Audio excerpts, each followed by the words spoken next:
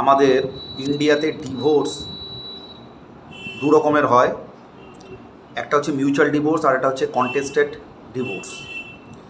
Mutual divorce মানে স্বামী স্ত্রী যখন দুজন ঠিক করে যে একে অপরের সাথে আর থাকবো না, সেক্ষেত্রে তারা মিউচুয়াল ডিভোর্স ফাইলিং করে।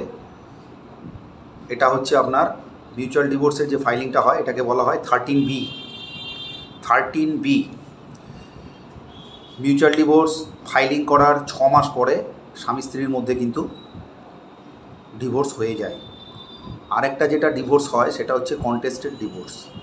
কন্টেস্টেড ডিভোর্স মানে হচ্ছে কেউ একজন মানসিক কিংবা শারীরিক কিংবা কোনো কারণবশত ডিভোর্স ফাইলিং করলো, অপরজন যিনি আছেন তিনি ডিভোর্স দিতে চাইছেন না। সেক্ষেত্রে কোর্টে যে কন্টেস্ট হয় স্বামী স্ত্রীর অ্যাডভোকেটদের মধ্যে, সেটাকে বলা হয় কন্টেস্টেড ডাইভোর্স। আমাদের ভারতবর্ষে এই দুই ধরনের ডাইভোর্সই হয়।